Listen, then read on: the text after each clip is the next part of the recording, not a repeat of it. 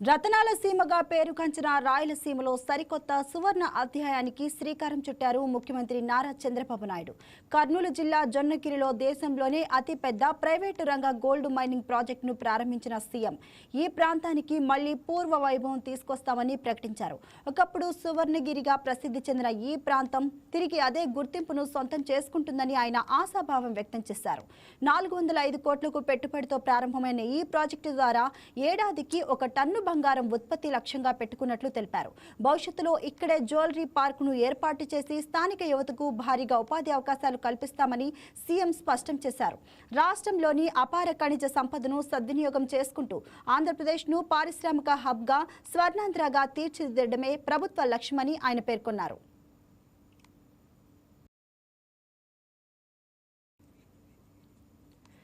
దీనిపై మరింత సమాచారాన్ని కర్నూలు నుంచి మా కరెస్పాండెంట్ మురళీకృష్ణ అందిస్తారు. మురళీకృష్ణ, దీనిపై మీ దగ్గర ఉన్న అప్డేట్స్ అండి. ఇవాళ ఏదైతే రాయలసీమలో ఒక సువర్ణ అధ్యాయం మొదలైందని చెప్పుకోవచ్చు. కర్నూలు జిల్లా పశ్చిమ ప్రాంతం కరువు ప్రాంతంగా ఉన్నటువంటి ప్రాంతం ఇప్పుడు సువర్ణగిరిగా మారబోతుంది. ఏదైతే నిత్యం నీళ్లు లేక వలసలు వెళ్తున్నటువంటి వారంతా కూడా వలసల్లో నివారించి ఇక్కడే ఉపాధి పొందేలా కూడా పరిశ్రమలు రాబోతున్నాయని ముఖ్యమంత్రి చంద్రబాబు నాయుడు ఇవాళ బహిరంగ సభలో ప్రసంగించారు. ఏదైతే కర్నూలు జిల్లా పశ్చిమ ప్రాంతంలోని పత్తికొండ నియోజకవర్గంలో ఉన్నటువంటి జొన్నగిరిలో ఏర్పాటైనటువంటి జియో మైసూర్ సంస్థ ద్వారా ఈ ప్రాంతంలో చాలా మంది నిరుద్యోగ యువతకు ఉద్యోగ ఉపాధి అవకాశాలు లక్ష్యంగా ఈ ప్రాంతంలో జియో మైసూర్ సంస్థ, త్రివేణి ఎర్త్ మూవర్స్, అదేవిధంగా డెక్కన్ సంస్థ కూడా ఈ గోల్డ్ మైనింగ్ కి సంబంధించినటువంటి వాటిలో దాదాపు 405 కోట్ల రూపాయల భారీ పెట్టుబడితో ఈ బంగారును వెలికి తీస్తుందని చెప్పారు. ప్రస్తుతం ఏదైతే ఇప్పుడు ఉన్నటువంటి ఈ గోల్డ్ మైనింగ్ ఫేజ్ 1 ద్వారా ఉత్పత్తి అవుతున్నటువంటి బంగారు నిక్షేపాలు ఏవైతే ఉన్నాయో దీనికి సంబంధించి మరో యూనిట్ ను ఇవాళ లాంఛనంగా ప్రారంభించారు. ఆ యూనిట్ కి సంబంధించి మరో ప్రాసెసింగ్ యూనిట్ భూమి పూజ కార్యక్రమాన్ని కూడా ప్రారంభించినటువంటి ముఖ్యమంత్రి చంద్రబాబు అనంతరం అక్కడే ఏర్పాటు చేసినటువంటి భారీ బహిరంగ సభలో కూడా రాయలసీమలో అత్యంత వెనుకబడిన ప్రాంతం కర్నూలు జిల్లాకు మళ్ళీ పూర్వ వైభవం తీసుకొస్తాను. చక్రవర్తి కాలంలో ఏదైతే రత్నాల సీమ పేరు పొందినటువంటి ఈ జొన్నగిరి మరో జొన్నగిరికి పూర్వ వైభవం తీసుకొస్తాము. మరి ఈ జొన్నగిరి ఏదైతే ఉందో సువర్ణగిరిగా ఇకపై విరాజిల్లుతుందని చెప్పి కూడా ఆకాంక్షించారు. ప్రస్తుతం ఉన్నటువంటి జొన్నగిరిని ఇకపై సువర్ణగిరిగా నామకరణం చేస్తున్నట్లుగా తెలిపారు. అదే రకంగానే ఈ ప్రాంతంలో నిరుద్యోగ యువకులకు ప్రత్యేకంగా శిక్షణ ఇచ్చి అక్కడే ఉద్యోగ ఉపాధి అవకాశాలు పొందే విధంగా కూడా భవిష్యత్తు కార్యాచరణ కూడా రూపొందిస్తున్నామని చెప్పారు. ప్రస్తుతం ఉన్నటువంటి గోల్డ్ మైనింగ్ సంస్థతో పాటు ఇక్కడే జ్యువెలరీ పార్క్ కూడా ఏర్పాటు చేసి వ్యాపారానికి సంబంధించినటువంటి కార్యకలాపాలు కూడా ఇక్కడి నుంచే కొనసాగించే రకంగా భారతదేశానికి ఒక ఐకానిక్ గా ఈ ప్రాంతాన్ని తీర్చిదిద్దామని చెప్పి కూడా తెలిపినటువంటి పరిస్థితి నెలకొంది.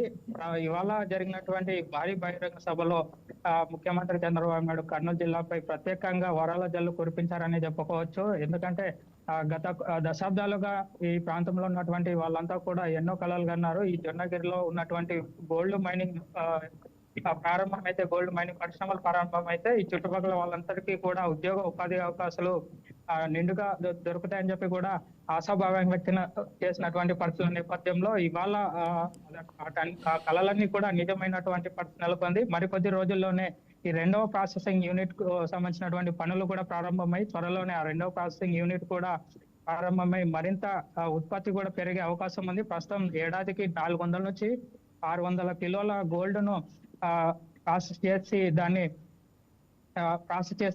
చేస్తున్నటువంటి పరిశ్రమ ఇకపై మరింత ప్రాసెస్ ని పెంచి ఏడాదికి టన్ను పైగా గోల్డ్ ను ఉత్పత్తి చేస్తుందని చెప్పి కూడా ముఖ్యమంత్రి చంద్రబాబు నాయుడు తెలిపినటువంటి పరిస్థితి. ఈ రకంగా ఆంధ్రప్రదేశ్ రాష్ట్రం అంతా కూడా రత్నగర్భగా మార్చి ఒక చరిత్రలో ఒక చిరస్థాయిగా నిలిచే విధంగా కూడా అభివృద్ధి చేస్తామని చెప్పి కూడా తెలిపారు. Pavan, thank you Muralikrishna.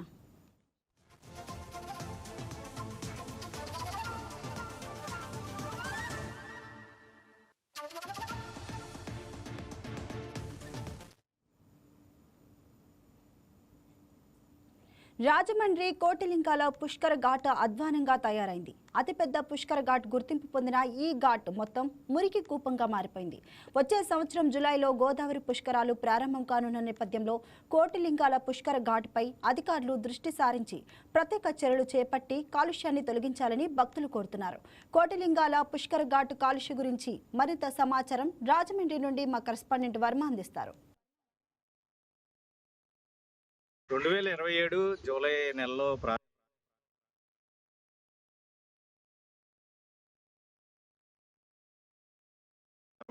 గోదావరి పుష్కరాలకు సంబంధించి పనులన్నీ శరవేగంగా సాగుతున్నాయి. అయితే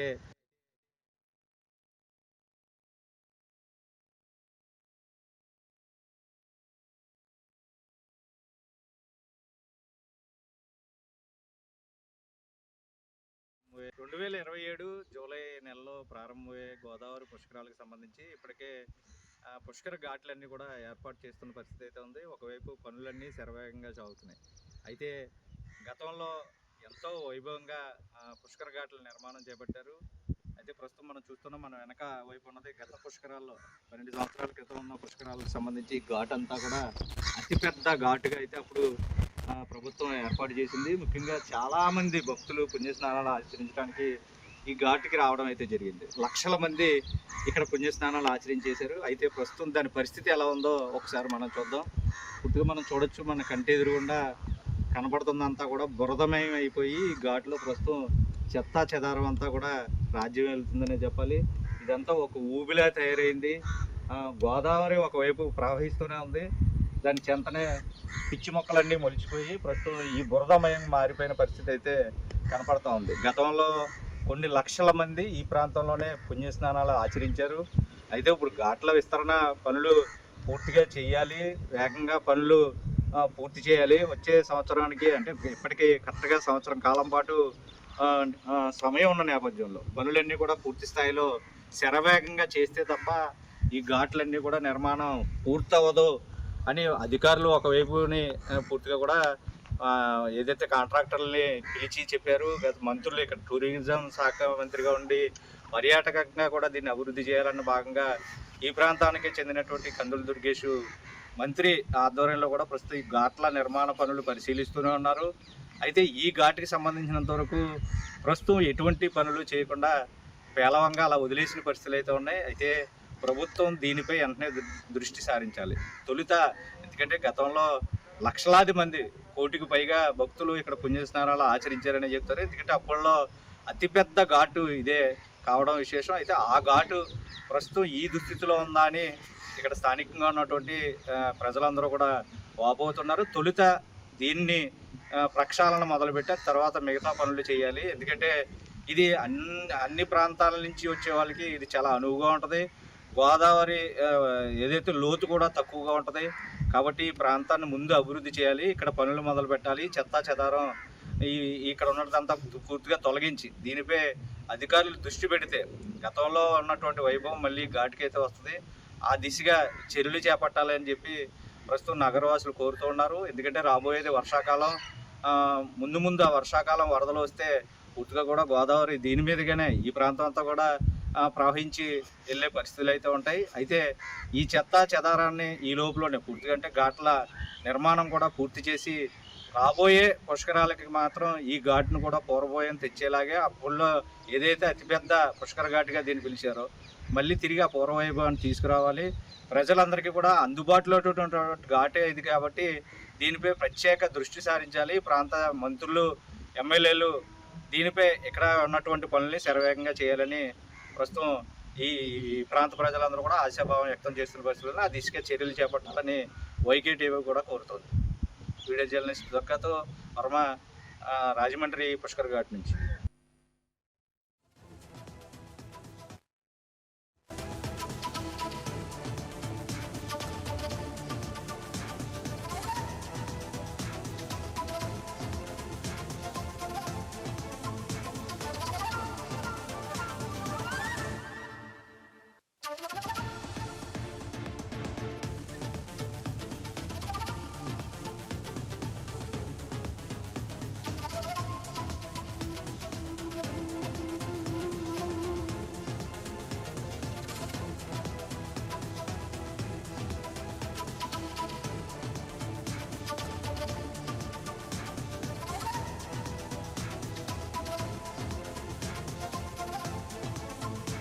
చేశారు